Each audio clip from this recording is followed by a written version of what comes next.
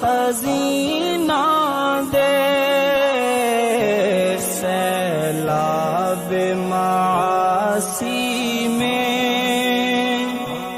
طاعت کا سفینہ دے، ہستی کے اندھیروں کو انوار مدینہ دے،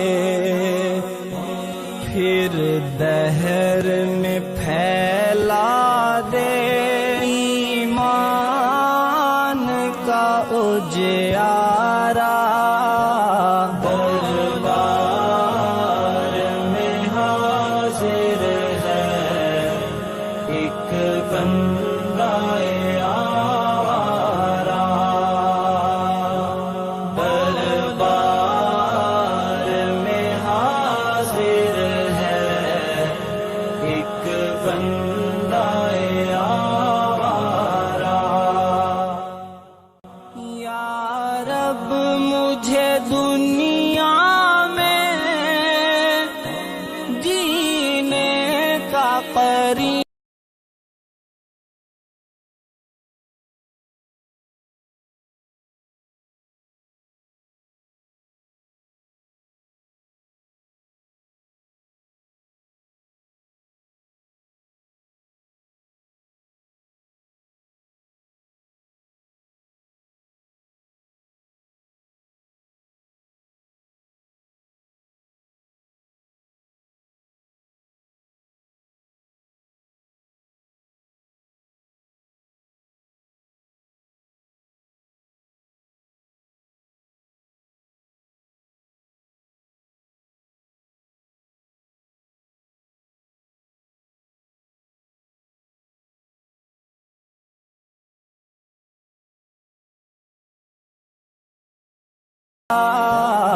دربار میں حاضر ہے ایک بندہ آوارہ،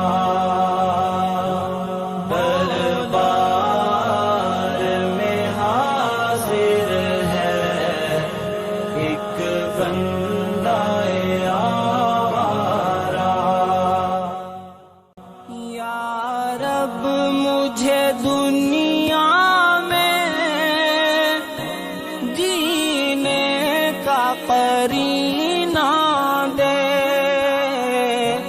میرے دل ویراں کو الفت کا خزینہ دے، سیلاب معاصی میں طاعت کا سفینہ دے، ہستی کے اندھیروں کو انوار مدینہ دے، پھر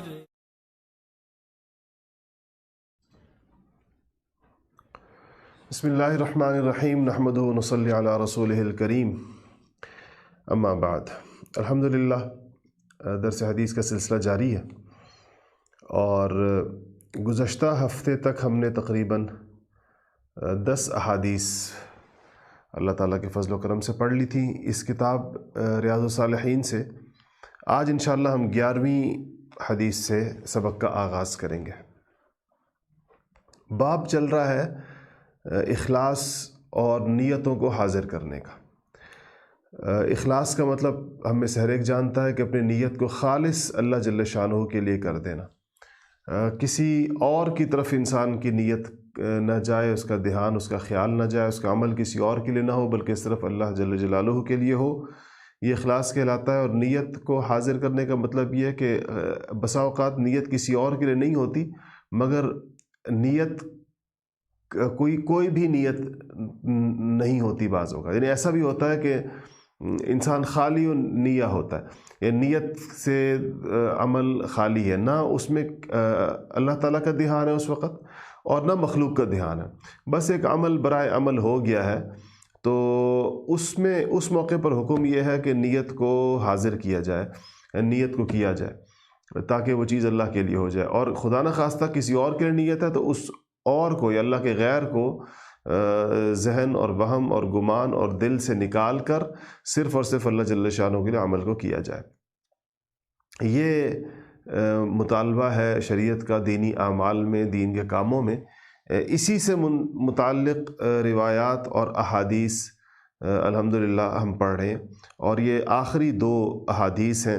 12 حدیثیں ہو جانے کے بعد یہ باب ختم ہو جاتا ہے، اور اس کے بعد توبہ کا باب شروع ہو جائے گا انشاءاللہ۔ توبہ سے متعلق احادیث آ جائیں گی، اور دوسرا یہ ہے کہ اس توبہ سے متعلق احادیث لانے سے پہلے امام نووی رحمۃ اللہ علیہ نے توبہ کی بڑی جامع اور معنی تعریف کی ہے، اور اس کے بعد توبہ سے متعلق کچھ قرآن کی آیات ذکر کی ہیں، اور اس کے بعد پھر وہ احادیث لائے ہیں۔ دیکھتے ہیں کہ ہمارا آج کا سبق اس معاملے میں کہاں تک جاتا ہے۔ ایک چیز اور میں نے آپ کو بتانی ہے جو میرے پاس میرے ساتھیوں کی طرف سے پرچہ آیا ہوا ہے، کہ دلوں کو ٹھیک کرنے والے 3 کاموں میں سے ایک پر بات ہوئی تھی اور 2 پر نہیں ہو سکی تھی، بات ادھر سے ادھر چلی گئی، تو ان کا کہ اس کو بھی بیان کر دیں۔ تو پہلے میں اس کو بیان کر لیتا ہوں تاکہ ہم پھر اس کے بعد سبق کو اپنی ترتیب سے شروع کر سکیں۔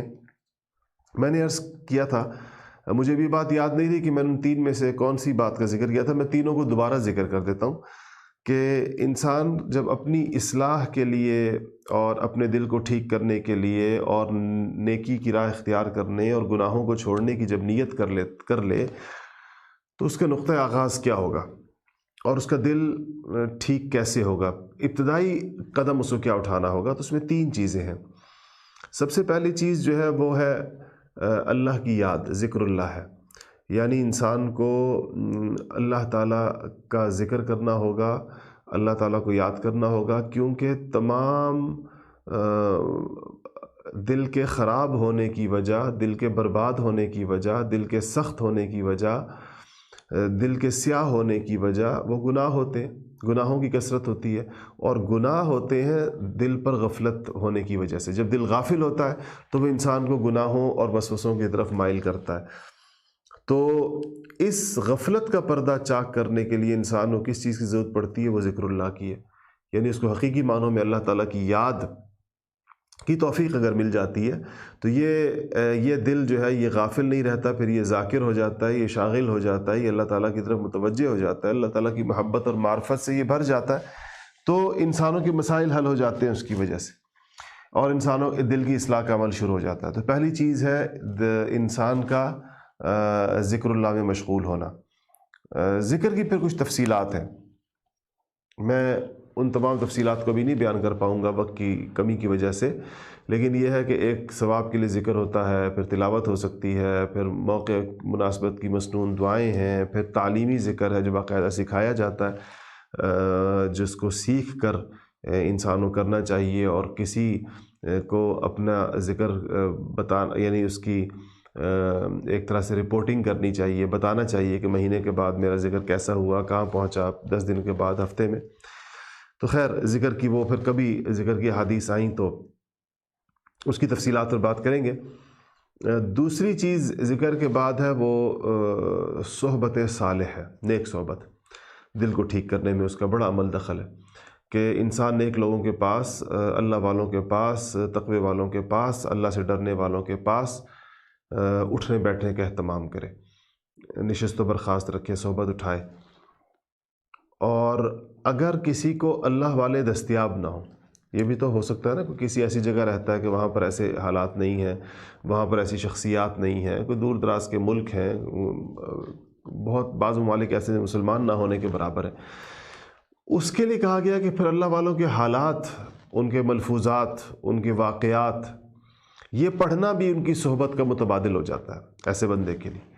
تو ان کو چاہیے کہ بزرگوں کے اقوال اور ان کے ملفوظات کی کتابیں ملتی ہیں، ان کے حالات ملتے ہیں، ان کی سوانح عمریاں ملتی ہیں، اس کے ذریعے سے وہ اس کمی کو دور کرنے کی کوشش کریں، جو بہت اہم ترین چیز ہے۔ تیسری چیز یہ بات یاد رکھیے گا کہ اپنے دل کو ٹھیک کرنے کے لیے کسی نہ کسی درجے میں انسان کو اپنی روز مرہ کی روٹین سے ہٹ کر اپنے اوپر کچھ نہ کچھ مشقت برداشت کرنی ہوگی، جس کو عرف عام میں مجاہدہ کہا جاتا ہے، یعنی انسان کو مجاہدہ کرنا پڑے گا۔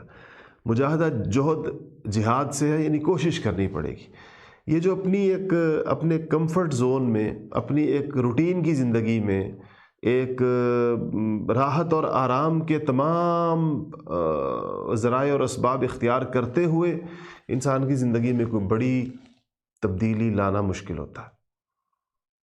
قرآن شریف میں اللہ نے فرمایا والذین جاہدوا فینا لنہدینہم سبلنا، جو لوگ ہمارے راستے میں کوشش کریں گے، مجاہدہ کریں گے، ان کے لیے ہم راہیں کھولیں گے، اور ضرور کھولیں گے، لنہدینہم سبلنا۔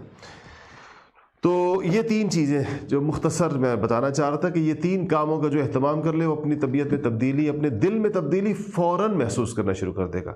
نیک صحبت میں بیٹھنا شروع کرے، کچھ مجاہدہ کرے، یعنی اپنی طبیعت اور اپنی عادتوں کے خلاف چلنے کی عادت ڈالے، اور تیسرے نمبر پر یہ ہے کہ ذکر اللہ کرے۔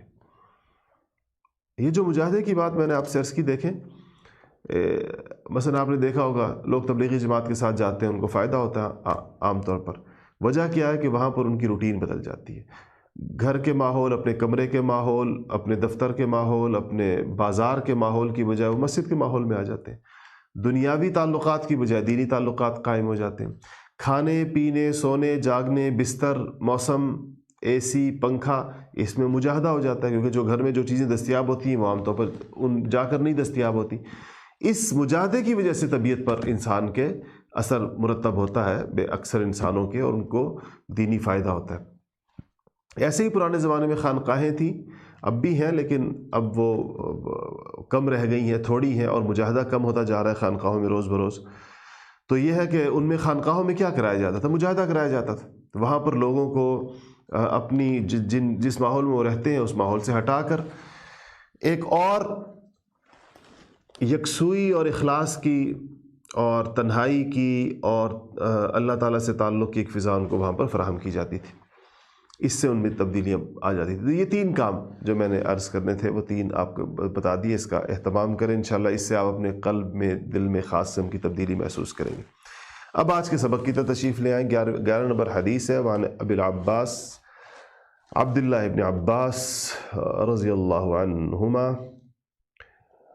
عن رسول اللہ صلی اللہ علیہ وسلم فيما يروي عن ربه عز وجل قال إن الله كتب الحسنات والسيئات ثم بين ذلك فمن هم بحسنة فلم يعملها كتبها الله تبارك وتعالى عنده حسنة كاملة وإن هم بها فعملها كتبها الله 10 حسنات إلى 700 ضعف إلى أضعاف كثيرة وإن هم بسيئة فلم يعملها كتبها الله عنده حسنة كاملة وإن هم بها فعملها كتبها الله سيئة واحدة۔ متفق علیہ، بخاری و مسلم دونوں کی روایت۔ اچھا، جہاں نبی کریم صلی اللہ علیہ وسلم یہ فرماتے ہیں کہ اللہ تعالیٰ سے یہ بات ہے، جیسے یہاں ہے کہ حضرت عبداللہ ابن عباس رضی اللہ تعالیٰ عنہ فرماتے ہیں کہ رسول اللہ صلی اللہ علیہ وسلم نے فرمایا فیما یروی عن ربہ عز وجل، کہ یعنی یہ اس حدیث کو میں کہ حضور صلی اللہ علیہ وسلم اللہ جل شانہ کی بات کو نقل فرماتے ہیں۔ میں نے بہت پہلے آپ کو بتایا تھا کہ ایسی احادیث کو احادیث قدسیہ کہتے ہیں، تو یہ بھی حدیث قدسی ہے، بس اس میں ایک فرق ہوگا، یہ احادیث کی تمام اقسام میں سے سب سے اونچی قسم ہوگی، کیونکہ اس میں نبی کریم صلی اللہ علیہ وسلم اللہ کی طرف بات کو منسوب فرما رہے ہیں۔ بس فرق یہ ہوگا کہ قرآن سے میں اور اس میں فرق پھر بھی رہ جاتا ہے کہ قرآن کے الفاظ بھی اللہ تعالیٰ کی طرف سے ہیں اور معنی اور مفہوم بھی اللہ تعالیٰ کی طرف سے۔ یہاں پر یہ معنی اور مفہوم جو حضور صلی اللہ علیہ وسلم بیان فرما رہے ہیں یہ تو اللہ تعالیٰ کی طرف سے ہے، لیکن الفاظ خود نبی کریم صلی اللہ علیہ وسلم کے، اس لیے اس کو حدیث کہتے ہیں، ورنہ اگر الفاظ بھی اللہ کے ہوتے تو یہ قرآن شریف کے ضمن میں اور قرآن شریف کے ذیل میں اس کو ذکر کیا جاتا۔ اچھا جی، کہا کہ ان اللہ کتب الحسنات والسیئات، کہ اللہ جل شانہ نے نیکیاں بھی لکھ رکھی ہیں اور حسنات اور سیئات۔ حسنات حسنتن کی جمع ہے، نیکی کو کہتے ہیں، سیئات سیئتن کی جمع ہے، برائی کو کہتے ہیں، کہ برائیاں اور نیکیاں کسی بھی انسان کی بھی اللہ کے پاس لکھی ہوئی۔ ثم بین ذلک، پھر اللہ جل شانہ نے اس کی تفصیل بیان کی ہے، یعنی اس نیکیوں کے لکھے جانے کی اور برائیوں کے لکھے جانے کی کہ قواعد کیا ہیں، اصول کیا ہے، سنت اللہ کیا ہے، اس کو بیان کیا ہے۔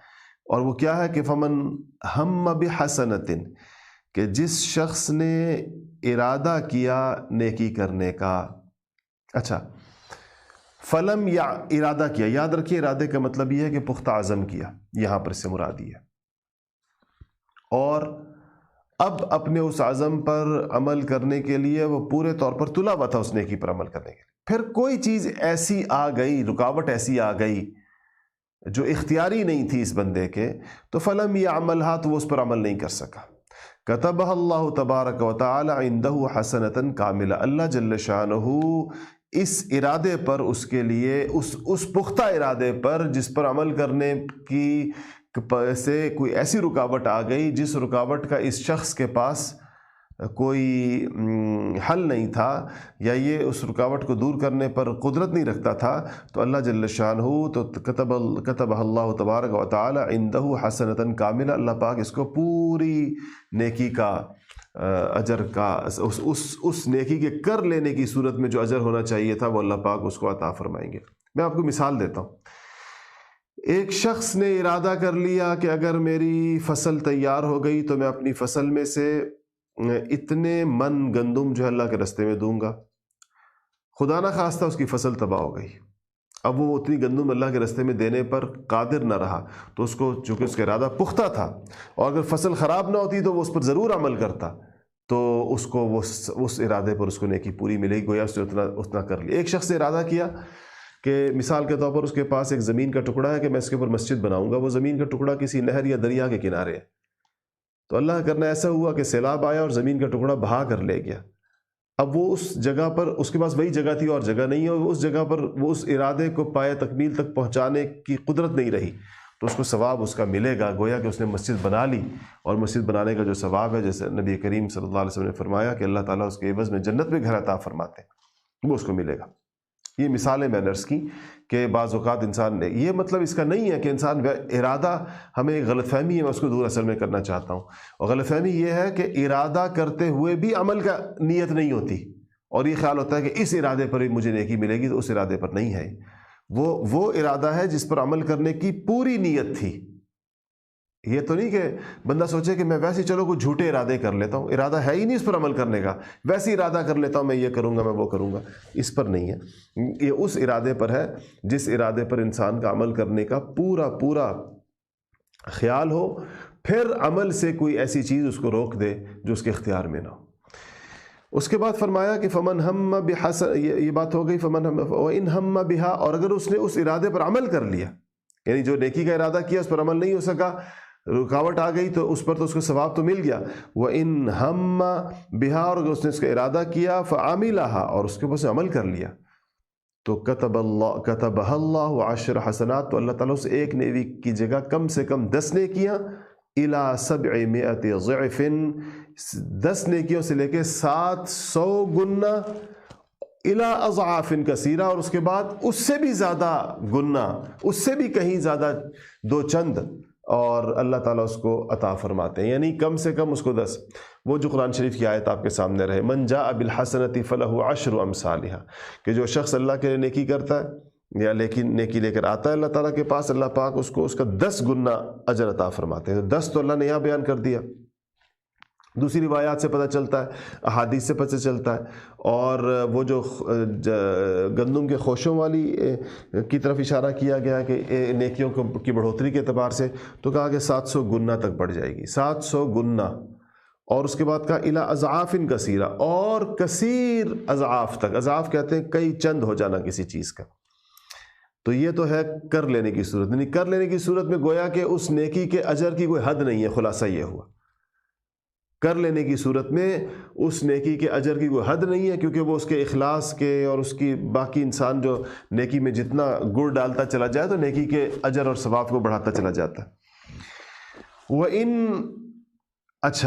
هَمَّ بِسَيِّئَةٍ، اور اگر ایک انسان نے کسی برائی کا ارادہ کیا، برائی کا ارادہ کیا، لیکن یہ صرف ایک وہم اور ایک خیال کے درجے کی چیز تھی. اس برائی پر اس نے یہ تلا نہیں اس کو کرنے پر، اور یہ نہیں کہ اس نے تو اس کے لیے پورا اقدام کر لیا لیکن کوئی اور رکاوٹ آ گئی یا وہ ہو نہیں سکا، یوں نہیں، بلکہ فلم یہ عمل ہا، اس نے اس کے اوپر پھر عمل نہیں کیا. مطلب خیال آیا اور گزر گیا اور اس نے وہ نہیں کیا. اللہ تعالیٰ کے خوف کی وجہ سے اس نے اس کو چھوڑ دیا، نہیں کیا.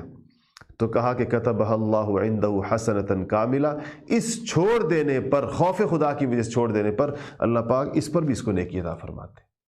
یعنی کسی گناہ کا خیال آ جانا اور پھر اللہ تعالیٰ کی وجہ سے اس کو چھوڑ دینا، خوف خدا کی وجہ سے، اس پر بھی انسان کو پوری نیکی ملتی ہے. وَإِنْ هَمَّ بِهَا، اور اگر اس نے اس کا ارادہ کیا گناہ کا، فَعَمِلَهَا، اور اس کے اوپر بدقسمتی سے، بدنصیبی سے اور اپنی بدبختی کی وجہ سے اس پہ عمل کر بیٹھا، فَعَمِلَهَا كَتَبَهَا اللَّهُ سَيِّئَةً وَاحِدَةً، اللہ تعالیٰ پھر بھی ایک ہی گناہ لکھتے ہیں، جتنا گناہ ہوگا اتنا ہی لکھا جائے گا.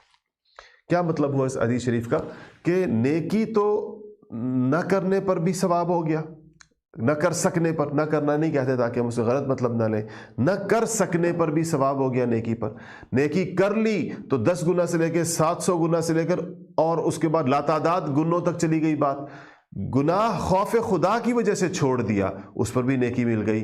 اور اگر کسی وجہ سے اگر گناہ کر بیٹھا تو بھی اتنا ہی گناہ لکھا جائے گا جتنا کیا ہے. جو گناہ کیا اس کا جو گناہ ہے وہی لکھا جائے گا، زیادہ نہیں لکھا جائے گا. یہ ظاہر بات ہے اس باب سے اس حدیث شریف کا تعلق واضح ہے کہ اس میں بہت ساری چیزوں کا تعلق انسان کی نیتوں کے ساتھ ہے. اگلی روایت پر آ جائیے، کیونکہ یہ بہت طویل روایت ہے. ابھی تک ہم نے جتنی حدیث پڑھی اس میں سب سے طویل روایت ہے. میں تھوڑا سا آپ کو اس کا خاکہ پہلے بیان کر دوں. 3 شخص ہیں اس حدیث میں، جو اب آگے آنے والی حدیث ہے. 3 شخص ہیں جو کسی غار میں جاتے ہیں اور ان کو رات آ جاتی ہے، سفر میں ہیں، ان کو رات آ جاتی ہے اور رات کسی غار میں گزارنے، سفر میں ان کے سامنے غار ہی ہوتا ہے جہاں وہ رہ سکیں. تو اس میں وہ رہ رہے ہیں کہ اتنے میں چٹان گرتی ہے اوپر سے اور غار کا منہ بند کر دیتی ہے، جس کو آج کل ہم لینڈ سلائڈنگ کہتے ہیں. لینڈ سلائڈنگ ہو جاتی ہے اور غار کا منہ بند ہو جاتا ہے. لینڈ سلائڈنگ پر یاد آیا کہ آج کشمیر میں ایک حادثہ ہوا ہے اور کسی گاڑی کے اوپر پتھر گرے. میں اس کی آج تصاویر دیکھ رہا تھا، پھر ہم نے وہ اپنے پیج پر اپلوڈ بھی کی کہ اتنے بڑے پتھر گرے ہیں اس گاڑی پر. اس کی ویڈیو بھی ہے اور اس کی تصویریں بھی ہیں کہ گاڑی بالکل پچک گئی ہے، سینڈوچ ہو گئی ہے چٹانوں کے درمیان. اس میں ایک اتنی سی جگہ سے صرف ایک انسان کی گردن باہر ہے اور سر باہر ہے اور وہ بچ گیا ہے اس میں سے، اور بالکل ٹھیک ٹھاک ہے. لوگوں نے گاڑی کو کلہاڑیوں سے کاٹ کر اس بندے کو اس میں سے نکالا ہے اور وہ بالکل صحیح سالم. ایسے اللہ تعالیٰ کی قدرت پر انسان حیران ہوتا ہے کہ جس کی آئی ہوتی ہے اس کی آ جاتی ہے، جس کی نہیں آئی ہوتی وہ اس صورت میں بچ جاتا ہے. آپ اس کی تصویر دیکھیں گاڑی کی، اب اس کو یقین کوئی انسان نہیں کر سکتا کہ اس میں سے کوئی انسان زندہ بچ سکتا ہے. وہ بالکل ایسے پچکی بھی ہے جیسے کہ اس کی چھت اور اس کا فرش دونوں آپس کے اندر یوں ملیں گے. اللہ تعالیٰ کی شان. موت اپنے وقت پر آتی ہے. انسان کو اسے یہ ذہن میں، یعنی موت نہ ہو، وقت نہ ہو تو اللہ تعالیٰ ایسی جگہوں سے بھی اس کو نکال لیتا ہے. تو فرمایا کہ تو وہ ادھر ان پر لینڈ سلائڈنگ ہو گئی اور اس نے آ کر ان 3 بندوں کی جو جس غار میں تھے اس کو وہ بند کر دیا، منہ بند کر دیا. اب وہ تینوں پریشان. ظاہر بات ہے چٹان تو دھکیلنے سے ہٹ نہیں سکتی تھی، تو بہت بڑی چٹان تھی جو منہ پر آ کے رک گئی. تو انہوں نے کہا کہ ہم اللہ تعالیٰ کو اپنے اعمال کا واسطہ دیتے ہیں. اگر ہم نے، تینوں نے سوچا کہ زندگی میں کوئی عمل ایسا ہے جو ہم نے خالص اللہ کے لیے کیا ہو، اب وقت ہے کہ ہم اس عمل کو اللہ تعالیٰ کے سامنے پیش کریں. تو ان لوگوں نے اپنے عمل کو اللہ تعالیٰ کے سامنے رکھا، تینوں نے ایک ایک عمل کو، اور ہر عمل جب وہ اللہ کے سامنے پیش کرتے تو اللہ جل شانہ اس چٹان کو تھوڑا سا سرکا دیتے. پہلے کے عمل پر سرکی، پھر دوسرے کے عمل پہ سرکی، تیسرے کے عمل پر رستہ ان کو، جب تیسرے نے اپنا عمل پیش کیا تو رستہ کھل گیا اور وہ اپنے نکل آئے. حدیث شریف کا مقصد یہ ہے، وہی اخلاص کی بات، کہ اخلاص کے اعمال اللہ تعالیٰ قبول فرماتے ہیں اور اللہ تعالیٰ اس کا انسان کو دنیا کے اندر بھی عوض عطا فرماتے ہیں۔ اخلاص سے کی گئی نیکیوں کی وجہ سے انسان سے اللہ پاک مصیبتیں ٹالتے ہیں، اللہ پاک اس کی وجہ سے انسان سے تکلیفیں دور کر دیتے ہیں، اور ایک حدیث سے یہ پتہ چلتا ہے کہ انسان کو اپنے اعمال کا واسطہ اللہ جل شانہ کو دینے میں کوئی حرج نہیں ہے۔ ویسے تو اشخاص کا واسطہ دینے میں بھی حرج نہیں ہے، جس کو ہم توسل کہتے ہیں، کہ آپ کسی نیک آدمی کا اللہ تعالیٰ کو واسطہ دیں، کسی ولی کا، کسی نبی کا، کہ اللہ تو اس کی برکت سے ہمارے لیے یہ کر دے، تو دعا میں اس کے مانگنے بھی، کیونکہ وہ بھی اللہ تعالیٰ سے ہی مانگا جا رہا ہوتا ہے، وہ تو صرف اللہ تعالیٰ کو کسی نیک آدمی کا کہہ دے، یعنی یہ کوئی ضروری چیز نہیں ہے کہ اس کے بغیر دعا قبول نہیں ہوگی، لیکن اگر وہ اپنے عمل کا واسطہ دینا چاہے یا کسی شخصیت کا واسطہ دینا چاہے تو اس میں کوئی حرج نہیں ہے، کیونکہ اس میں وہ مانگ اللہ سے ہی رہا ہے اور اللہ کو ہی مستقل بذات سمجھ رہا ہے۔ باقی لوگ اگر کسی نیک آدمی کا بھی ذکر کر رہا ہے تو در حقیقت نیک آدمی کا اللہ کے ہاں مقام جو اگر اس کے ذہن کی کوئی وجہ ہو سکتی ہے تو اس کے اعمال ہی ہوتے ہیں، تو بھی در حقیقت ایک طرح سے اعمال ہی کا واسطہ ہوتا ہے۔ حدیث شریف سن لیجئے اور اس کی تشریح سن لیں، پھر آپ کی بات پوری سمجھ میں آ جائے گی۔ وعن ابی عبد الرحمن، ابو عبد الرحمن یہ کنیت ہے حضرت عبداللہ ابن عمر کی، عبداللہ ابن عمر ابن الخطاب رضی اللہ عنہما قال، حضرت عبداللہ ابن عمر یعنی عمر کے صاحبزادے رضی اللہ تعالیٰ فرماتے ہیں کہ سمعت رسول اللہ صلی اللہ علیہ وسلم، میں نے نبی کریم صلی اللہ علیہ وسلم کو فرماتے ہوئے سنا، یقول، آپ نے کہا، انطلق ثلاثۃ نفر ممن کان قبلکم، تین بندے چلے، یعنی تین بندے چلے کسی سفر میں، ممن کان قبلکم، تم لوگوں سے جو پچھلی امتیں تھیں، تم لوگوں سے جو پچھلے لوگ تھے ان میں سے، حتی آواہم المبیت الی غار فدخلوا، یہاں تک کہ رات گزارنے کے لیے وہ رات ان کو رات آ گئی اور رات گزارنے کے لیے ان کو ایک غار میں جگہ ملی اور پناہ ملی، فدخلوا، اور اس میں داخل ہو گئے غار کے اندر۔ فانحدرت صخرۃ من الجبل، اب کیا ہوا کہ فانحدرت کہتے ہیں لڑک گیا، تو لڑک کر آ گیا، صخرۃ من الجبل، ایک چٹان پہاڑ سے چٹان آئی، فسدت علیہم الغار، سدہ کہتے ہیں روک دینے کو، راہ مسدود کا لفظ اسی سے، تو اس چٹان نے آ کر غار کو روک کیا، منہ بند کر دیا، راستہ روک دیا۔ فقالوا، اب آپس میں کہنے لگے کہ انہ لا ینجیکم من هذه الصخرہ الا ان تدعوا اللہ بصالح اعمالکم، کہا کہ اب ہمیں ایک دوسرے سے کہا کہ اب اس پتھر سے تو ایسے لگتا ہے کہ ہمیں اسی صورت میں نجات مل سکتی ہے کہ ایک دوسرے سے کہہ رہے ہیں کہ تم اپنے نیک اعمال اللہ تعالیٰ کے سامنے پیش کرو، اللہ تعالیٰ کو ان کا واسطہ دو اپنے نیک اعمال کا۔ تو کہا کہ جب یہ بات ہوئی تو قال رجل منہم، تو ان میں سے ایک نے کہا کہ اللہم کان لی ابوانی شیخانی کبیرانی، یا اللہ میرے ماں باپ تھے، ابوان کا مطلب ہے ماں باپ، شیخانی کبیرانی، بوڑھے تھے، بڑی عمر کے تھے، وکنت لا اغبق قبلہما اہلا ولا مالا، تو کہا کہ میں ان سے پہلے اپنے گھر میں سے، اپنے اہل و عیال میں سے کسی کو دودھ نہیں پلاتا تھا۔ اب مطلب یہ ہوا، اس میں جو چیز احادیث کا مضمون مختصر ہوتا ہے، یعنی یہ بندہ چرواہا تھا، اس کی بکریاں تھیں، یہی اس کا ذریعہ آمدن تھا، رات کو بکریاں گھر لاتا تھا، شام کو پھر اس کا دودھ دوہتا تھا، اور والدین کو پہلے پلاتا تھا، اپنے بیوی بچوں کو بعد میں پلاتا تھا۔ یہ وہ فرما رہے ہیں صاحب، فنا بی طلب الشجر یومن، کا ایک دن درختوں کی تلاش میں، مطلب اپنی بکریوں کو چراتے چراتے درختوں کی تلاش میں دور نکل گیا، تو فلم ارح علیہما حتی ناما، کہا کہ میں وقت پر نہیں آ سکا اپنے والدین کے پاس کہ ان کو دودھ پلاتا، یہاں تک کہ وہ سو گئے، یعنی میں جب آیا تو وہ سو چکے تھے۔ فحلبت لہما، کہا کہ میں نے دودھ دوہا اپنی عادت کے مطابق، غبوقہما، وہی جو دودھ پلانے کے لیے جو رات کو دودھ دیا جاتا ہے اس کو غبوق کہتے ہیں، پلانے کے لیے آخری غذا کے طور پر رات کو، تو کہا کہ میں نے ان کے لیے ان کا رات کے کھانے کے طور پر اس دودھ کو دوہا، اور فوجدتہما نائمین، میں نے ان کو پھر سویا ہوا پایا، ان کے سرہانے گیا تو دونوں سو رہے تھے۔ فکرہت ان اوقظہما، تو میں نے اس بات کو ناپسند کیا، اچھا نہیں سمجھا کہ میں ان کو اٹھا دوں، کہ میں ان کو نیند سے بیدار کروں اور پھر ان کو یہ مجھے اچھا نہیں لگا، اور یہ بھی مجھے اچھا نہیں لگا کہ میں ان سے پہلے وَأَنْ أَغْبِقَ قَبْلَهُمَا أَهْلًا أَوْ مَالًا، ان سے پہلے میں اپنے کسی اہل و عیال میں کسی کو کھلاؤں، ان کو پلاؤں والدین سے پہلے. تو فَلَبِثْتُ، میں وہیں کھڑا رہا ان کے سرہانے، اس خیال سے کہ شاید ابھی جاگیں گے، ابھی جاگیں گے. جیسے ہی جاگ جائیں گے سب سے پہلے پیالہ ان کو پیش کروں گا، وہ جب دودھ پی لیں گے تو باقی ماندہ اپنے بچوں اور بیویوں کو پلاؤں گا. وَالْقَدَحُ عَلَى يَدِي، کہتے ہیں پیالہ یوں میں اپنے ہاتھ میں لیے ہوئے اپنے والدین کے سرہانے کھڑا رہا. انتظر، انتظار کرتا رہا استيقاظهما، ان کے جاگنے کا. بے آرام بھی نہیں کر، ادب کی انتہا دیکھیں، بے آرام بھی نہیں کرنا چاہ رہا تھا اور ان سے پہلے کسی اور کو پلانا بھی نہیں چاہ رہا تھا، لیکن یہ نہیں پتا تھا کب جاگتے ہیں. حتی برق الفجر، کہا کہ میرے اسی انتظار کے اندر صبح کی پاؤ پھٹ گئی، صبح ہو گئی.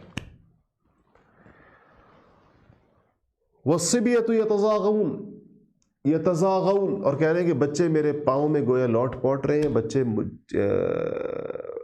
وہ مانگتے رہے کھانا عند قدمی، میرے پاؤں میں. تو کہا کہ پھر فاستيقظا فشربا غبوقهما، یہاں تک کہ دونوں والدین اٹھ گئے اور میں نے دونوں کو پلایا ان کا دودھ، یعنی رات کا کھانا کھلایا. اللہم ان کنت فعلت ذلك ابتغاء وجهک، یا اللہ اگر یہ کام میں نے خالص آپ کے لیے کیا ہو، ان کنت فعلت ذلك، اگر میں نے یہ کیا ہو ابتغاء وجهک، آپ کے لیے، ففرج عنا ما نحن فيه من هذه الصخرة، تو یا اللہ پھر اس چٹان کو ہمارے سامنے سے سرکا دیجیے، یہ ہمارے سامنے جو رستہ بند ہے اس کو کھول دیجیے. فانفرجت شیئا لا يستطيعون الخروج منه، کہا کہ ایک ہٹی سرکی چٹان، تھوڑی سائڈ پر ہوئی، لیکن اتنی نہیں ہوئی، اتنی جگہ نہیں بنی کہ اس سے نکل سکے. ایک درز ضرور بن گئی اس کے اندر. اچھا، اس سے تھوڑی بات کر لوں تاکہ آپ کو اس میں کوئی کنفیوژن نہ ہو. اس نے یہ نہیں کہ بچوں کو پلا نہیں رہا تھا، بچے بلک رہے تھے بھوک کی وجہ سے، وہ اس کو اس ہر لمحے اس صاحب کو یہ خیال تھا کہ اب والدین جاگے اور اب جاگے اور اب جاگے اور اب جاگے، اور جیسے ہی وہ جاگ، اس خیال سے یہ تو نہیں پتا تھا کہ صبح تک نہیں جاگ پائیں گے، یہ وقت یوں ان سے طے ہوا، آگے ہوا. اور جیسے اس نے اپنے اصول کے مطابق وقت کے والدین کا درجہ چونکہ بڑا ہے گھر میں اور بچوں سے بھی اہلیہ سے بھی، تو اس لیے ان کو اس نے آگے رکھا. آج کل لوگ گھروں میں والدین سے چھپ کر چیزیں منگواتے ہیں. مجھے بعض والدین شکایت کرتے ہیں، کہتے ہیں کہ ہماری تو عمر بھی زیادہ اب کھانے پینے کی نہیں ہے، لیکن فون کر کے مختلف قسم کے کھانے پینے کی چیزیں منگوائے جاتے ہیں گھروں میں، اور وہ پھر والدین کی نگاہیں چھپا کر کمروں میں لے جائی جا رہی ہوتی. اسی طرح بعض بندے دفتروں سے آتے ہوئے کچھ کھانے پینے کا ایسا سامان لاتے ہیں جو سیدھا اپنے کمروں میں لے جاتے ہیں اور والدین کو کوشش کرتے ہیں کہ ان کو پتہ بھی نہ چلے. تو اس عمل کو دیکھیے، ان صاحب کی حدیث کو دیکھیں کہ جو چیز پہلے والدین کو نہ ملے کیا برکت ہوگی اس میں جو اس گھر میں آئے. اور اس سے بھی زیادہ یعنی سخت بات یہ ہے کہ بعض اوقات اس کی خوشبوئیں اور اس کی وہ ان کو پتہ چل جاتی ہیں، اور کیا سوچتے ہوں گے کہ یہ وہ اولاد ہے جس کے منہ میں نوالا ہم نے دیا، جس کو وہ اس ماں نے اس کو اپنے دودھ پلانے سے اس کا آغاز کیا تھا اور اس کو پالا پوسا اور بڑا کیا. آج جب اس کے اپنے بیوی بچوں کا وقت آ گیا تو وہ ان کو اپنے ساتھ بٹھا کر کھلانے کا روادار بھی نہیں ہے. وہی سمجھتا ہے کہ ہاں اگر کسی کی پرہیز ہو اور سختی سے ڈاکٹروں نے اس کی ممانعت کی ہو تو بھی اس کی کوئی ایسی شکل بنائی جائے کہ اس میں یہ تاثر نہ جائے کہ ان سے چھپا کر سارا کچھ ہو رہا ہے، یا ان کو شریک کرنے سے. اس کا طریقہ یہ ہونا چاہیے کہ جو ان کی پسند کی چیز اور جو ان کے لیے ٹھیک چیز ہے اس کو سامنے ان کے رکھا جائے، اور پھر ان کی پرہیزی چیزوں سے ظاہر بات ہے بعض اوقات روکنا پڑتا ہے، لیکن اس میں ان کے لیے بھی کوئی نہ کوئی چیز ضرور ہونی چاہیے تاکہ گھر میں یہ تاثر نہ ہو کہ بیوی بچوں کو تو کھلا دیا اور والدین کو چھوڑ دیا. وہ ضروری نہیں کہ عام کھانا تو ان کو ملا ہی ہوگا، لیکن جو چیزیں اور بھی لائی جاتی ہیں گھروں کے اندر. تو اس میں انسانوں سے کوتاہی ہوتی ہے۔ یہ تو کھانے پینے کی چیزیں ہیں، سچی بات یہ ہے کہ والدین کی دوا دارو میں بھی کوتاہی ہوتی ہے گھروں میں۔ مجھے واسطہ رہتا ہے، مجھے چیزیں پتہ چلتی رہتی ہیں، والدین شکایتیں کرتے رہتے ہیں، بتاتے رہتے ہیں۔ شاید اپنے بچے کے لیے ٹافی اور چاکلیٹ لانے میں انسان جتنا مستعد اور بیدار ہے اور ہوشیار ہے، ماں باپ کی دوائی لانے میں اتنا نہ ہو۔ اپنے بچوں کی فرمائشیں پوری کرنے میں انسان جتنا تیز ہے، والدین کی بنیادی ضروریات پوری کرنے میں بعض اوقات کوتاہی کر رہا ہوتا ہے۔ یہ ہر جگہ کی بات نہیں ہے، بڑی بڑی سعادت مند اولادیں بھی ہوتی ہیں۔ ظاہر بات ہے کہ جب بات ہو رہی ہوتی ہے تو اس کا مطلب یہ نہیں کہ معاشرے کے ہر فرد ہی ایسا ہے۔ ہمیں بس ہر ایک کو اپنے احوال پر غور کرنا ہے کہ میرا شمار تو نہیں کہیں ان لوگوں کے اندر، اگر نہیں ہے تو 100 بسم اللہ سبحان اللہ ماشاء اللہ بہت اچھی بات ہے، لیکن ایسا ہے ہمارے معاشرے میں۔ ایسا نہیں کہ معاشرے میں یہ رویے نہیں ہیں۔ ماؤں کی دوا، باپ کی دوا بعض اوقات کئی دن بھول جاتی ہے، لیکن بیوی اور بچوں کی فرمائشیں یاد رہتی ہیں، اور وہ اس کو بار بار کہتے بھی رہتے ہیں۔ ماں تو ایک دفعہ کہہ کر بعض اوقات خاموش ہو جاتی، بعض دفعہ ایک دفعہ بھی نہیں کہتی، اور خود آپ کو جا کر دیکھنا ہوتا ہے ان کی ضروریات کو۔ کتنے والدین ایسے ہیں جو اپنی ضرورت اپنے لبوں پر نہیں لا سکتے۔ یہ تو دیکھنے کی چیز ہے، جا کر خود محسوس کرنے کی چیز ہے، خود کریت کر معلوم کرنے کی چیز ہے۔ تو اس میں اللہ تعالی ہم سب کو صراط مستقیم کی اور ہدایت کی توفیق عطا فرمائے۔ بہت ناشکری اور بڑی والدین کی حق تلفی ہے اگر ان کی ضروریات پوری نہ ہو رہی ہوں۔ ہمارے پاس ہماری زندگی چاہے جتنی بھی مصروف ہو جائے، یاد رکھیے گا میری اس بات کو، ہم والدین سے زیادہ بڑی مصروفیت کوئی اور نہیں ہو سکتی۔ تمام مصروفیات کو آپ چھوڑ سکتے ہیں، پس پش ڈال سکتے ہیں، لیکن ان کی ضرورت کو سب سے سامنے آگے رکھیے۔ یہ ان کا ہمارے اوپر حق ہے، اور ایسا حق ہے کہ قرآن و سنت میں جا بجا اس کا ذکر آیا۔ ہمارے معاشرے میں اس حوالے سے بعض اوقات لوگ عجیب اپنے آپ کو عذر تراشتے ہیں، تو یاد رکھیے گا مصروفیت کا ہونا کوئی عذر نہیں ہے۔ اولاد کو چاہے وہ جتنی بھی مصروف ہو جائے، اپنے والدین کا خیال رکھنا سب سے پہلے ان کی ذمہ داری ہے۔ نہ آپ نوکروں کے حوالے کر سکتے ہیں، نہ آپ کسی اور کے، کہ ان کے رحم و کرم پہ چھوڑ دیں۔ خود نگرانی کریں اور خود دیکھیں، اور جو کچھ اپنے ہاتھ سے کر سکتے ہیں کریں۔ میں نے ایک بہت ہی کھاتے پیتے پاکستان کے ایک بہت ہی مالدار حکمران کو مکہ مکرمہ میں دیکھا، تو اپنی والدہ کو ویل چیئر پر طواف کرا رہے تھے، اور اس دوران باوجود شاید ان کے پاس سینکڑوں نوکر ہوں گے، لیکن یہ ہے کہ ان کو ان کے جوتے لینا، اپنی بغل میں رکھنا، جب ضرورت پڑے تو دوبارہ جوتے ان کے پاؤں میں رکھنا، اور ان کی ویل چیئر خود چلانا۔ تو کسی نے مجھے وہاں کہا کہ یہ ان کا معمول ہے کہ اپنی والدہ کی خدمت کہتے ہیں کہ میں اپنے ہاتھ سے کرنے کی کوشش کرتا ہوں۔ ایک صاحب تھے، تو میں نے سوچا کہ دیکھیں یہ اللہ تعالیٰ کی توفیق ہے، کسی کو بھی اللہ پاک عطا فرما دے، اور کتنے لوگ ایسے ہیں کہ ان کی مصروفیات کے باوجود انہوں نے اپنی زندگی کے اندر یہ توازن رکھا ہوا ہوتا ہے کہ جو وقت والدین کا ہے وہ ان کو ملے، جو بیوی کا ہے وہ اس کو ملے، جو بچوں کا ہے وہ اس کو ملے۔ ایک صحیح زندگی یہی ہوتی ہے، اللہ تعالیٰ ہم سب کو اس کی توفیق عطا فرمائے۔ دوسری بات، یہ پہلے شخص کی بات تھی جس پر اس نے کہا کہ اللہ اگر یہ عمل میں نے آپ کے لیے کیا ہے تو پھر کچھ رستہ بنا دیجیے۔ تو کہا کہ اس کے بعد دوسرے بندے کا نمبر آیا، تو قال الآخر، دوسرے نے کہا کہ اللہم انہ کانت لی ابنۃ عم کانت احب الناس الی، کہا میری چچا کی بیٹی تھی جس سے مجھے بہت ہی شدید محبت تھی، وکنت احبها کاشد ما يحب الرجال النساء، کا کسی بندے کو کسی دوسرے سے جتنی محبت ہو سکتی ہے تو مجھے اس کی انتہائی درجے میں تھی۔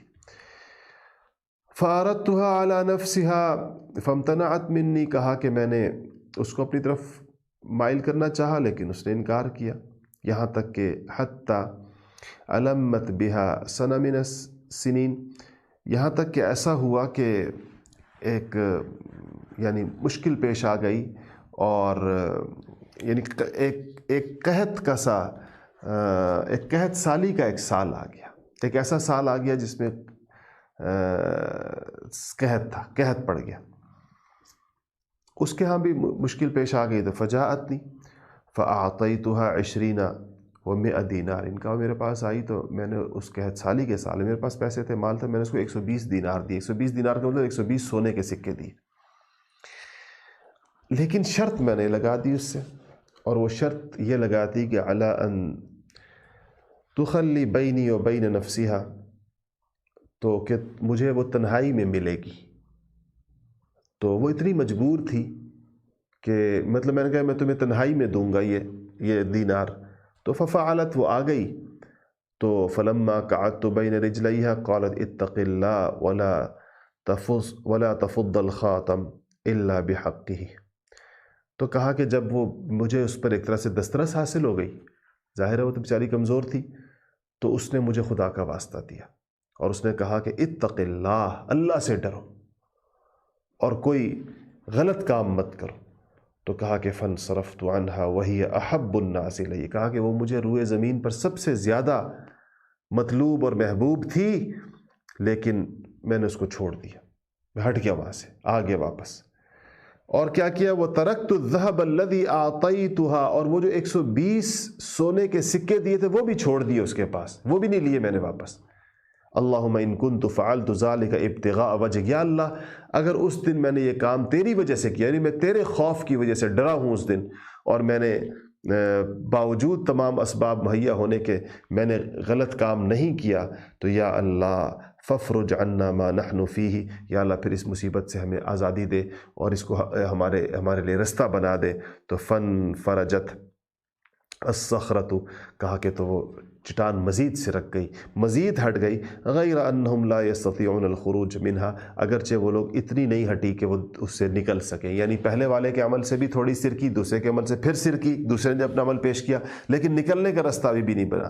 وقال الثالث، تو کہا تیسرے نے کہا کہ اللہم انی استأجرت اجرا، میں نے کچھ مزدور لیے کام پر لگائے، اپنے کچھ کام ان سے لے رہا تھا، کچھ لوگ تھے کام پر لگائے. وَأَعْطَيْتُهُمْ أَجْرَهُمْ، میں نے ان کو پھر ان کی جب انہوں نے کام پورا کر لیا ان کی مزدوریاں دے دی. غیر رجل واحد، ایک بندہ ان میں سے رہ گیا، اس نے نہیں لی اپنی مزدوری، لے نہیں سکا، کہ اس کو پتہ نہیں کیا اچانک جانا پڑ گیا، کیا ہوا. ترک الذی لہ وذهب، اسے وہ جو اس کی مزدوری تھی وہ میرے پاس ہی چھوڑ گیا اور چلا گیا. میں نے کیا کیا؟ فثمرت اجرہ، میں نے اس مزدوری کو کاروبار میں لگا دیا. حتی کثرت منہ الاموال، یہاں تک کہ اس سے بہت زیادہ مال بن گیا، اس بہت برکت اس کے اندر ہو گئی. فجاءنی بعد حین، کا وہ بڑی مدتوں کے بعد کہیں میرے پاس آیا. فقال یا عبداللہ ادی الی اجری، میری مزدوری تو مجھے دے دو جو تمہارے پاس چھوڑ گیا تھا اے اللہ کے بندے. فقلت، کا میں نے کہا کل ما ترى من اجرک، یہ جو تو کچھ دیکھ رہا ہے یہ سارا مال اموال، جو بکریاں بھیڑیں گائیں بیلیں خدا جانے کیا کیا کچھ ہوگا آگے آ رہا ہے، من الابل والبقر والغنم والرقیق، کہ یہ جو کچھ تمہیں نظر آ رہا ہے، یہ گائے بیل اور یہ سارا کچھ غلام، یہ سب اسی مال کا نتیجہ ہے جو تمہاری طرف سے میں نے انویسٹ کیا ہوا تھا. فقال یا عبداللہ لا تستہزی بی، میرے ساتھ مذاق تو نہ کرو. وہ حیران تھا کہ میں تو تھوڑی مزدوری چھوڑ کر گیا تھا، اب یہ کہہ رہا ہے کہ یہ ابل یعنی اونٹ والبقر، گائیں اور غنم بکریاں، والرقیق اور غلام، یہ کہہ رہے ہیں سارے تمہارے. تو فقلت لا استہزی بک، میں نے کہا میں مذاق نہیں کر رہا تمہارے ساتھ. فاخذہ، تو اس نے لے لیا سارا. کلہ فاستاقہ فلم یترک منہ شیئا، کہا اس نے سارا سمیٹا جو میں نے اسے کہا. اس نے بھی کہا اچھا مذاق نہیں، پھر تو بڑے مزے ہو گئے. اس نے سارا سمیٹا، کچھ بھی نہیں چھوڑا اپنا، اور سارا کچھ لے گیا. اللہم ان کنت فعلت ذلک، یا اللہ اگر میں نے یہ آپ کے لیے کیا ہو ابتغاء وجہک، خالص آپ کی رضا کے لیے، ففرج عنا ما نحن فیہ، تو ہمیں اس مصیبت سے آزاد کر دیجئے، ہمارے لیے اس رستے کو ہمارے لیے کھول دیجئے. فن فرجت الصخرہ، کہا کہ پھر وہ مزید سرک گئی چٹان. اور فخرجوا یمشون، اور وہ سے نکلے اور چل دیے، اس مصیبت سے وہ آزاد ہو گئے. یہ نبی کریم صلی اللہ علیہ وسلم نے واقعہ سنایا، بخاری شریف میں بھی ہے، مسلم میں بھی ہے، متفق علیہ جس کے آگے لکھا ہوتا ہے، اس کا مطلب ہے کہ اس پر دونوں حضرات کے ہیں، امام بخاری اور مسلم کے ہیں، کہ ان اعمال کی وجہ سے ان لوگوں سے اللہ پاک نے مصیبت ہٹا دی. کیا کیا ہمیں پتہ چلا ایک یہ کہ عمل اللہ کے وہی قبول ہوتا ہے جس کی نیت درست ہو. تینوں نے اللہ سے یہ شرط لگائی، یہ جملہ شرطیہ کے ساتھ یہ بات ہے کہ یا اللہ اگر یہ عمل ہم نے تیرے لیے کیا ہے تو ہمیں اس مصیبت سے آزاد کر دے. مطلب عمل تو وہی قبول ہوگا جو تیرے لیے ہوگا، اگر تیرے لیے ہے تو یا اللہ اس کا ہمیں فائدہ پہنچا دے. تو ایک تو یہ پتہ چلا کہ اعمال ہر قسم کی نیکیاں، دیکھیے 3 مختلف قسم کی نیکیاں، ایک والدین کے ساتھ نیکی ہے، ایک پہلے والے کی، دوسرے والے نے اپنے آپ کو بدکاری سے بچایا، اور تیسرے والے نے مالی حقوق ادا کیے. 3 بڑے بڑے اگر آپ دیکھیں تو اس میں کام ہے. والدین کا حق اتنی بڑی چیز ہے کہ اس نے بھی چٹان سرکا دی. تمام مواقع ہونے کے باوجود گناہ سے بچنا، گناہ کبیرہ سے، یہ اتنی بڑی چیز ہے کہ اس سے بھی راہیں کھل گئیں اس کی. اور تیسرا یہ کہ لوگوں کے مال کا حق ادا کرنا، یعنی وہ مال تو چونکہ ظاہر بات ہے کہ وہ اس نے اپنی مزدوری چھوڑی تھی، تو اب جو کچھ اس پر کمائی آئی تھی وہ اسی کی تھی، تو اسے اس کا حق اس کو لوٹا دی، مال اس کو، یعنی غیر کے مال سے اس نے کوئی چیز غصب نہیں کی، یا اس میں سے چوری نہیں کی، یا اس میں خیانت نہیں کی. تو یہ اللہ کے نزدیک اتنے بڑے بڑے 3 کام ہیں. تینوں ہمارے سامنے روزمرہ زندگی کے اندر آتے رہتے ہیں جس میں ہمیں اس کی ضرورت پیش آتی ہے. تو یہ پتہ چلا کہ اللہ تعالیٰ کو اپنی نیکیوں کا واسطہ دیا جا سکتا ہے، لیکن ظاہر ہے کہ اسی نیکی کا واسطہ دیا جائے گا جو خالص اللہ کے لیے کی گئی ہوگی. تو نیکیاں انسان کے پاس، اس کا مطلب ہے کہ بہت آج کل تو ہر عمل نیک کرنے کے بعد انسان اس کو، سوشل میڈیا کا زمانہ ہے، تو کہتے تھے پرانے زمانے میں کہ نیکی کر دریا میں ڈال، تو آج کل ہے کہ نیکی کر اور سوشل میڈیا پہ ڈال. تو ساری نیکیاں سوشل میڈیا پہ ڈالی جا رہی ہیں اور اس کی تصویریں بن رہی ہیں. آپ ایسی ایسی تصویریں دیکھتے ہوں گے بسا اوقات کے انسان شرم سے پانی پانی ہو جاتا ہے. 6-7 لوگوں نے 1000 روپے کا نوٹ پکڑا ہوا ہے اور ایک بیچاری مفلوق الحال بڑھیا کو پکڑا رہے ہیں. اس 1000 کے نوٹ کو پکڑنے کی جگہ بھی باقی نہیں رہی، اتنے سارے لوگوں نے اس کو بیک وقت تھاما ہوا ہے اور کیمروں کے سامنے تھے. کیمرے کے بغیر کسی کی مدد کر لینا گویا اس کا تصور ختم ہو گیا. میں اس بات کو مانتا ہوں کہ بعض اوقات یہ تصویریں لوگوں کی ترغیب کے لیے اس کی ضرورت پڑ جاتی ہے. ہم نے بھی بہت رفاہی کام کیے ہیں اور کرتے رہتے ہیں، اور ہمیں اس کی ضروریات کے لوگوں کو مائل کرنے کے لیے یا مزید لوگوں کو کہنے کے لیے، لیکن اس میں پھر کم سے کم آخری درجہ یہ اگر ایسی کوئی ضرورت کسی کو پڑ بھی جائے تو جو لوگ لے رہے ہیں ان کی عزت نفس کو متاثر مت کریں. آخری درجہ یہ ہے کہ ان کے چہروں کو کم سے کم چھپا دیجیے، یہ نہ پتہ چلے کہ لے کون رہا ہے. اور اگر اس کے بغیر کام ہو سکتا ہے تو بہت اچھی بات ہے، لیکن اگر فرض کریں بعض اوقات ایسی صورت ہوتی ہے کہ ترغیباً کچھ چیز بتانی پڑتی ہے کہ جی یہ کام ہو، یا بعض اوقات وہ جو بھیجنے والے ہوتے ہیں پیسے وہ مانگ رہے ہوتے ہیں کہ جی ہمیں ثبوت دیں کہ واقعی ہمارے پیسے وہاں پہنچ گئے. اس قسم کی کوئی مجبوری بھی ہو تو اس میں لینے والوں کی عزت نفس کبھی بھی پامال نہیں ہونی چاہیے. ان کو نہ پوری دنیا میں مشہور کریں کہ ان بیچاروں نے کچھ امداد قبول کی ہے، خدا جانے کن حالات میں انہوں نے قبول کی ہوگی.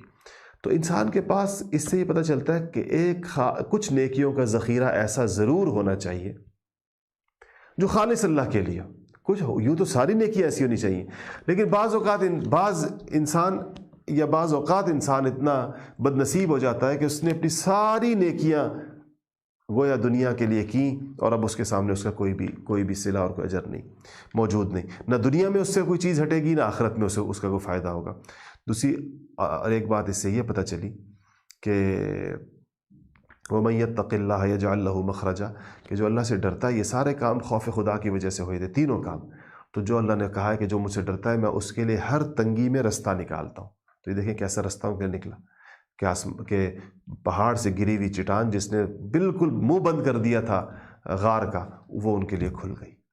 تو یہ اس سے پتہ چلتا ہے کہ دنیا میں کی گئی نیکیاں ہم سے دنیا ہی کی مشکلات بھی ہٹا رہی ہیں، دنیا ہی کی پریشانیاں بھی ہٹا رہی ہیں، دنیا ہی کی ہم سے تکلیفیں جو ہیں وہ بھی ہٹا رہی ہیں. اس لیے اللہ تعالیٰ ہمیں نیکیوں کی توفیق دے. اور اگر کبھی کوئی گناہ ہو جائے، کوئی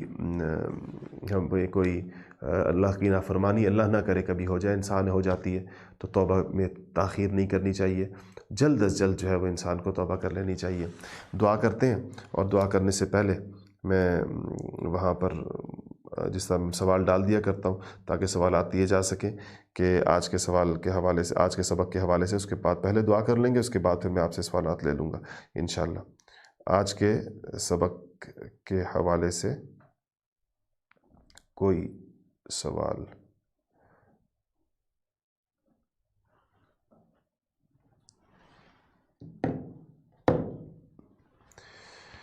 الحمدللہ رب العالمین والعاقبۃ للمتقین والصلاة والسلام علی سید الانبیاء والمرسلین ربنا ظلمنا انفسنا وان لم تغفر لنا وترحمنا لنکونن من الخاسرین۔ یا رب العالمین ہمارے تمام گناہوں کو معاف فرما، یا اللہ ہمیں نیکیوں پر عمل کرنے کی توفیق نصیب فرما۔ یا اللہ یہ اخلاص کا باب آج ختم ہو گیا، اس کو یا رب العالمین اس پڑھنے پڑھانے کو قبول فرمائے، اور یا اللہ ہمیں اخلاص عطا فرما، تمام کاموں میں یا اللہ ہمیں اخلاص عطا فرما، تمام کاموں کو خالص اپنی رضا کے لیے کرنے کی توفیق نصیب فرما۔ یا اللہ بیماروں کو شفا عطا فرما، پریشان حالوں کی پریشانیاں دور فرما، بے اولادوں کو یا اللہ نیک اور صالح اولاد نصیب فرما، ہر قسم کے مصائب اور آزمائشوں مبتلا لوگوں کو یا اللہ ان مصائب اور پریشانیوں سے خلاصی نصیب فرما۔ یا رب العالمین جتنے لوگوں نے دعا کے لیے کہا ہے ان کی تمام دعاؤں کو قبول فرما، اور یا رب العالمین ہمیں نبی کریم صلی اللہ علیہ وسلم کے ان مبارک ارشادات پر عمل کرنے کی توفیق نصیب فرما۔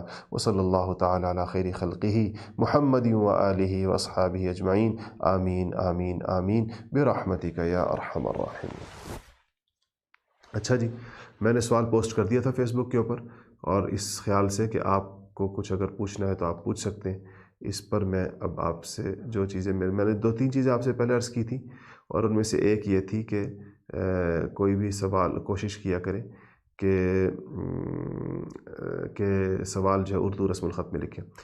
محمد ابراہیم صاحب پوچھ رہے ہیں کہ استاد جی اگر ایسی کوئی مزدوری چھوڑ جائے تو کیا اس مزدوری پر ہونے والا منافع بھی اسی مزدور کا ہوگا، یا یہ عمل تقوی والا؟ یہ منافع مزدور کا ہوگا، اس کی طرف سے اس نے اس کا وکیل بن کر اس کی طرف سے انویسٹ کر دیا، اور اس نے آنے کے بعد جب اس نے مال بڑھا ہوا دیکھا تو گویا اس نے اس انویسٹمنٹ کی، اس کے بعد میں اس کو کہتے ہیں فضولی کا عقد، کہ اس نے بعد میں اس کی اجازت دے دی، تو اس کی وجہ سے یہ اسی کی طرف سے انویسٹمنٹ سمجھی گئی، تو تمام پروفٹس بھی جو ہیں اسی کے ہوں گے۔ اچھا جی، کہہ رہے ہیں کہ وہ اعمال جو خالی النیت تھے کیا وہی باعث ثواب ہوں گے؟ علماء نے لکھا ہے کہ ہمیں امید ہے کہ اگر خالی النیت عملوں پر بعد میں بھی کوئی نیت کر لیتا ہے تو اس پر بھی ہمیں امید ہے اللہ تعالیٰ سے کہ اس کے اوپر اس کو وہ ملے گا، ثواب ملے گا۔ ابراہیم کہہ رہے ہیں خواتین مجاہدہ کیسے کر سکتی ہیں؟ خواتین بھی اپنی ضروریات کو محدود کر کے دین کی مجالس کے لیے، جس طرح یہ جو سبق پڑھنا یہ بھی مجاہدے کی ایک چھوٹی سی قسم ہے، اس کے لیے باقاعدہ بیٹھنا، اس دوران اپنے آپ کو پابند رکھنا، اس دوران کسی اور کام کو وہ نہ کرنا، یہ ساری چیزیں ہیں۔ اچھا جی، اس کے بعد یہ پوچھ رہے ہیں کہ حدیث نمبر 11 میں جو نیک کام کرنے کا ارادہ ہے، خاموش شہزادہ نامی کوئی صاحب ہے، تو کہتے ہیں تبلیغی جماعت تشکیل کی جاتی ہے، تو کہتے ہیں کہ ارادے میں نام لکھوا لو، حالانکہ ان لکھوانے والے کا جانے کا دور دور تک کوئی ارادہ نہیں۔ تو جس میں بندہ ارادہ لکھواتے ہوئے ہی ارادہ جھوٹا نہیں ہونا چاہیے، ارادہ لکھوا رہا ہے اور دل میں نیت ہے ہی نہیں اس کی، اور فقط کسی کی مروت میں اس میں لکھوا رہا ہے، اس ارادے پر ثواب کی امید نہیں ہے۔ ثواب اسی ارادے پر ہوگا جس کے ساتھ عمل کا خیال جو ہے اور عمل کی نیت اور ارادہ اس کے ساتھ جڑا ہوا ہوگا۔ اچھا جی، سوال و جواب کا وقت دعا کے بعد رکھ لیں جی مطیع الرحمان صاحب، دعا کے بعد ہی سوال و جواب ہو رہا ہے جی۔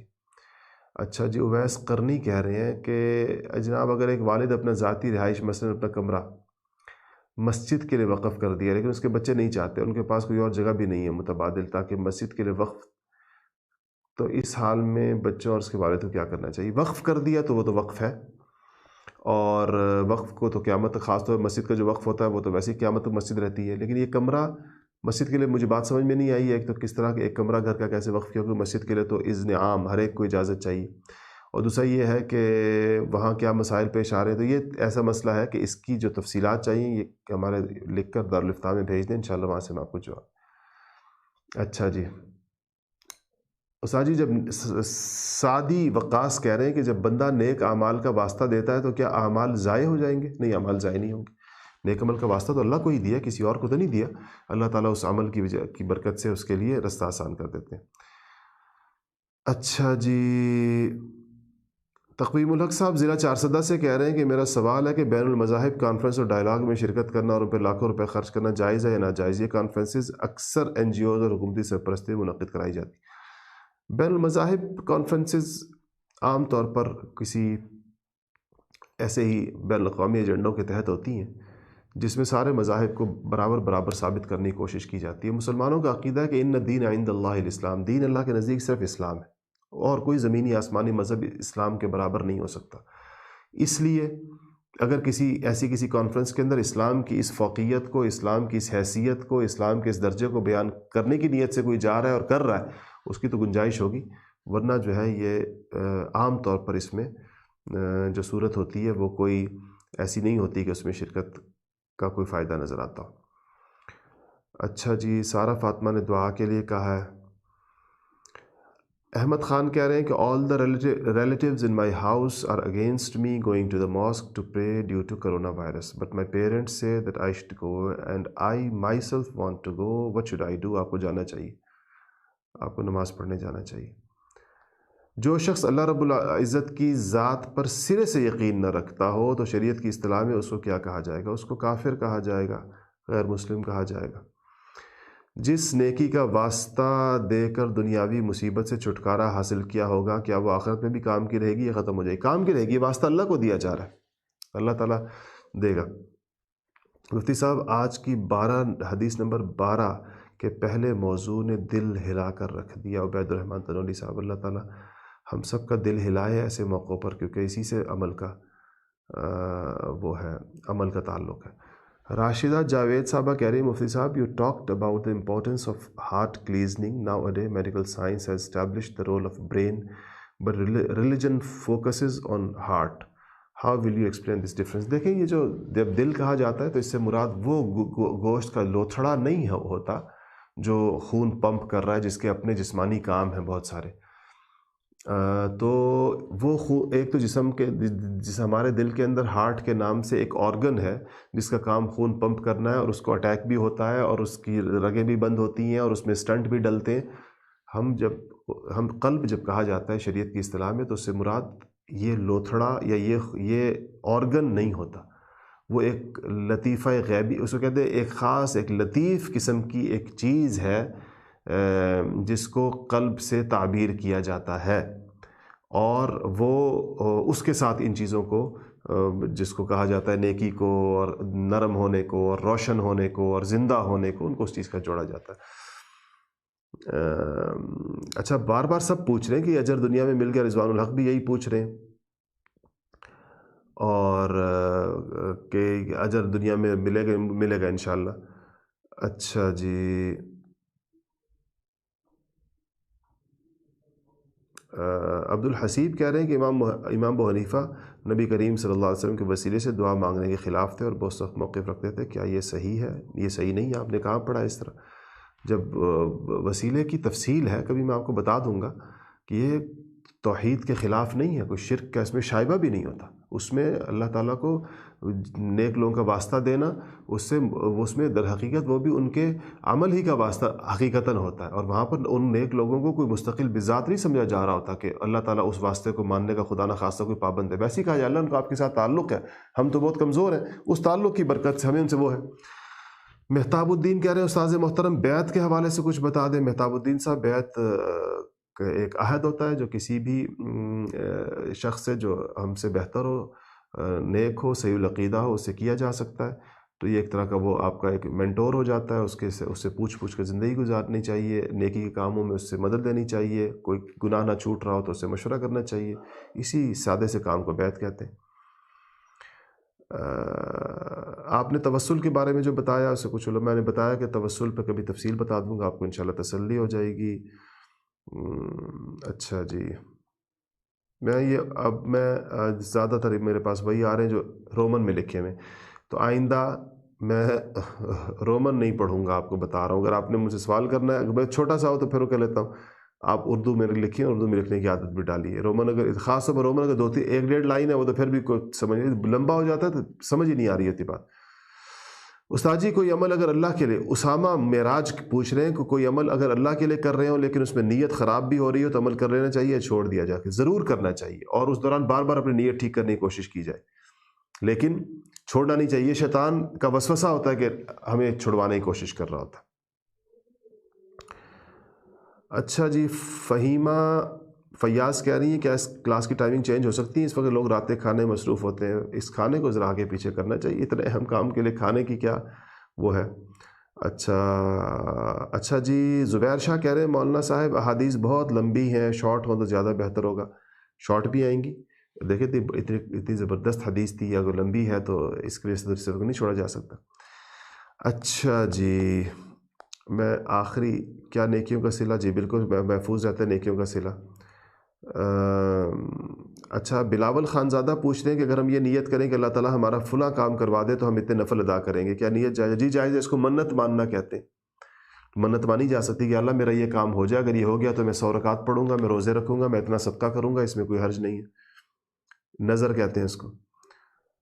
اگر اولاد جو آپ نے بتایا وہ کرے اور ان کو احساس بھی نہ ہو تو کیا کیا جائے؟ شانز آصف کہہ رہی ہیں کہ اولاد اگر وہ کچھ کر رہی ہے جو آپ بتا رہے ہیں اور ان کو اس کا احساس نہ ہو تو ان اولاد کو ان درسوں میں بٹھائیں، کیا پتہ ہماری یہ فریاد سن کر اللہ پاک ان کے دل کے اندر بات اتار دے۔ اچھا جی، برائے مہربانی لیکچر یوٹیوب پر 2 دن تک جاری رہنے دیا جائے، صدف پٹیل کہہ رہی ہیں۔ ان کو ہمارے عمیر حسن صاحب نے جواب دے دیا ہے کہ صبح 7 سے 2 تک بھی لیکچر دیا جا سکتا ہے اور اس کے بعد LMS پر بھی اپلوڈ کر دیا جاتا ہے۔ تو وہ صدف صاحبہ آپ ذرا عمیر حسن صاحب کا جواب دیکھ لیجئے۔ اویس قرنی پوچھ رہے ہیں، محمد اویس قرنی، کہ السلام علیکم حضرت، کاذب یعنی کذب ان کی مراد ہے، گناہ کبیرہ ہے، گناہ صغیرہ؟ جھوٹ گناہ کبیرہ ہے اور بہت بڑا کبیرہ ہے۔ Can you put the Urdu translation of this حدیث؟ میں IT ٹیم سے کہتا ہوں جی کر سکتے ہیں تو۔ اچھا جی، سیدوں کا زکوٰۃ کا مسئلہ پوچھ رہے ہیں، یہ پھر زکوٰۃ میں کریں گے اس بات کو۔ اچھا جی، اسامہ معراج کہہ رہے ہیں کہ استاد جی آپ دوران سبق پانی نوش فرما لیا کریں، صاف محسوس ہوتا ہے کہ آپ کو مشقت ہو رہی ہوتی ہے پانی کے بغیر۔ اچھا، یہی بات پتہ نہیں کمفا نامی کوئی صاحب بھی کہہ رہے ہیں، صاحب ہیں یا صاحبہ ہیں۔ مجھے اپنی مشقت سے زیادہ آپ لوگوں کی مشقت کا احساس زیادہ ہے، تو اگر آپ کی مشقت اس آسانی اس میں ہو تو میرے لیے کوئی بات نہیں۔ اچھا جی، اس کے بعد آخری ذاکر علی خان پوچھ رہے ہیں کہ if the niyyah is pure but the actions aren't good with respect to the Islamic standards but the person purely think it is pure۔ ذاکر میں پوری بات نہیں سمجھ سکا کہ اگر نیت تو صحیح ہے لیکن عمل ٹھیک نہیں ہے۔ اچھا، شاید یہ کہنا چاہ رہے ہیں کہ بعض اوقات اچھی نیت سے کوئی غلط کام ہو رہا ہو تو کیا اس کے اوپر بھی ثواب مل جائے گا؟ اس پہ بالکل نہیں ملے، کیونکہ یہ اتنا علم حاصل کرنا بہت زیادہ ضروری ہوتا ہے۔ اتنا علم انسان کو ہونا چاہیے کہ جس سے اس کو پہلے صحیح اور غلط چیزوں کا پتہ چل جائے۔ اگر یہ بھی نہ پتہ چل سکا تو پھر تو انسان دنیا میں کوئی بندہ کہے گا میں ڈاکے مار رہا ہوں اس لیے کہ میں غریبوں کو دوں گا، نیت اچھی ہے کام غلط ہے۔ تو نیت اچھی ہونے کے ساتھ ساتھ عمل کا درست اور شریعت کے مطابق ہونا بھی بہت ضروری ہے۔ اس کے ساتھ ہی آج کے سبق کا اختتام کرتے ہیں اور اللہ تعالیٰ اس پر ہمیں عمل کی توفیق نصیب فرمائے۔ میں جو کہتا ہوں کہ یعنی آپ سوال، اگر آپ کو اردو لکھنی نہیں آتی تو انگریزی میں سوال کیجئے، لیکن پھر انگلش لکھیے انگریزی میں۔ کہتا ہوں اردو رومن میں نہ لکھیں، یہ میں نہیں کہہ رہا کہ سب اردو رسم الخط لکھیں۔ اگر اردو لکھنی ہے تو اردو رسم الخط میں لکھیں، اور اگر انگریزی لکھنی ہے تو پھر سوال بھی انگریزی میں کیجئے، وہ پڑھنا آسان ہوتا ہے بنسبت اس کے کہ اردو کو رومن کے اندر پڑھا جائے۔ اللہ تعالیٰ عمل کی توفیق نصیب فرمائے۔ انشاءاللہ اگلے ہفتے توبہ کا باب شروع کریں گے۔ اہم ترین اب باب ہے، کیونکہ توبہ کی ہم سب کو ہر وقت، ہر آن، ہر گھڑی ضرورت ہے۔ اپنی پچھلی زندگی کے سارے اعمال سے، برائیوں سے، اعمال سے مراد میری گناہوں سے اگر جان چھڑانی ہے اور نامہ اعمال سے مٹانے ہیں تو ایک ہی رستہ ہے اور وہ توبہ ہے۔ اس توبہ کی تفصیلات انشاءاللہ اگلے ہفتے بیان ہوں گی۔ اللہ پاک عمل کی توفیق نصیب فرمائے۔ وآخر دعوانا الحمدللہ رب العالمین۔ یا رب مجھے دنیا میں جینے کا قرینہ دے، میرے دل ویراں کو الفت کا خزینہ دے۔